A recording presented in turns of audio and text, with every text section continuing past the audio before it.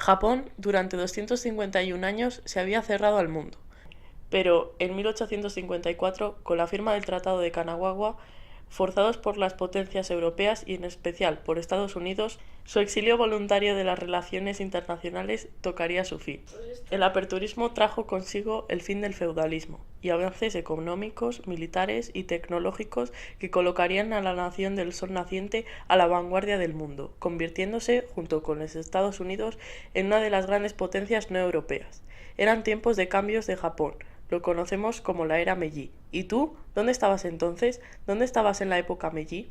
¿Dónde estabas entonces cuando tanto te necesité?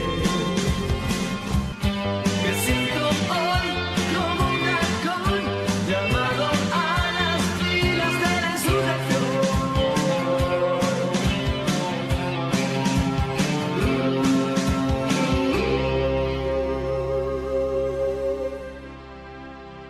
Philippa Fado, tú fuiste una de las muchas personas que viajaron a Japón en esta época, antes como estudiante de intercambio y te quedaste allí como experta sobre este país.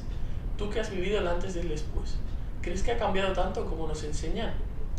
Yo llegué a Japón en 1868, estrenando casi la universidad. Había sido fundada 10 años antes, en el 58, 1858.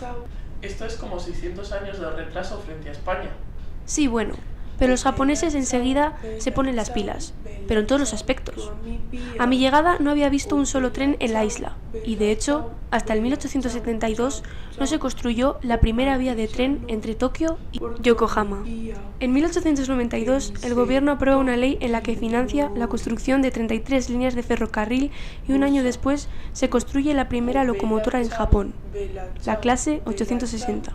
Hasta ahora se habían importado. Japón era y es una monarquía. Ahora los poderes del emperador están limitados por una constitución. Pero, ¿qué papel desempeñaba el emperador a finales del siglo XIX?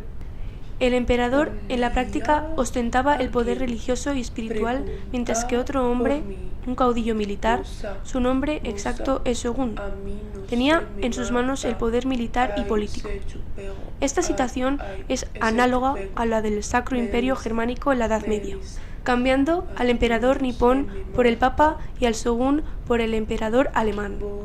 Dentro de esta estructura se encontraban, por supuesto, los que ejercían el poder de forma directa, conocidos como daimyo, unos soberanos feudales, con sus distintos rangos, llegándose a considerar nobles a los daimyo de más alto nivel.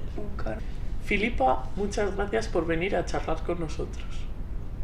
Gracias a ti por la invitación. Jackie Quesova, ¿dónde estaba usted entonces? Pues como diríais en España, metido en el ajo. Yo fui uno de los elegidos para fundar el Ministerio de Industria en 1870. El emperador nos encargó modernizar la economía del país, o lo que es lo mismo, construir de cero infraestructuras como ferrocarriles, muelles, faros, alumbrado público, minas y fábricas textiles, de vidrio, de cemento. Yo tuve la suerte de haber estudiado en Francia, por lo que me contrataron junto a una multitud de asesores extranjeros. Según lo resumido, cualquiera diría que es una tarea fácil. Ni mucho menos, ten en cuenta que por esta época no controlábamos ni siquiera nuestra moneda.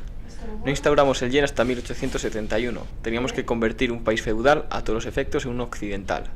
Y teniendo en cuenta que en 33 años, hacia 1900 ya éramos la octava potencia económica, no lo hicimos del todo mal. Un país sin moneda propia, sin industria y sin infraestructuras es un país totalmente feudal. ¿Cómo se remonta a eso?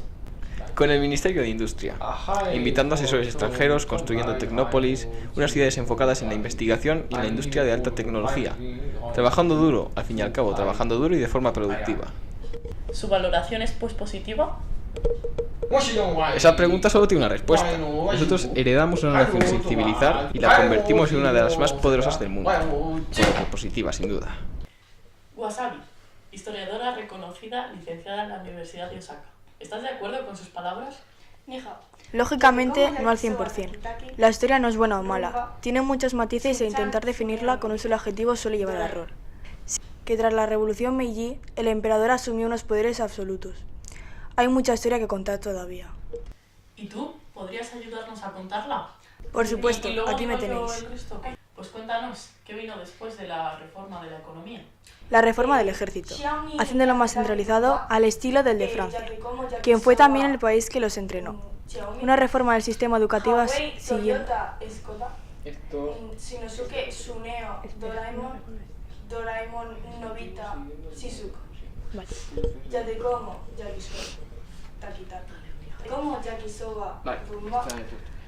Una reforma del sistema educativo siguiendo el modelo prusiano. De estos dos países también cogieron elementos para la creación de su código civil. Una reforma del calendario cambiando el solar por el gregoriano. Una transformación absoluta del país, como puedes ver. ¿Y tu valoración sobre estas reformas?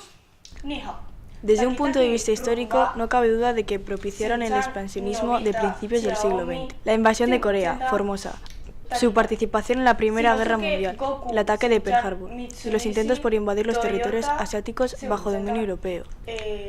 Aunque paradójicamente fueron estos los que forzaron la occidentalización del país años antes de estas contiendas, con el Tratado de Kanagawa.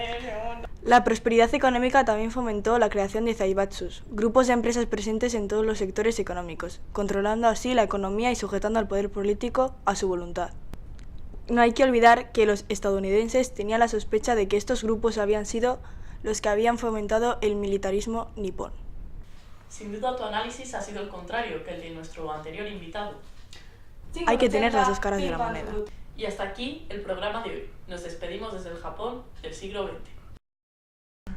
La prosperidad económica también fomentó la creación de... ¿Qué cojones es eso? Zaibatsus. Zaibatsus. Zaibatsus.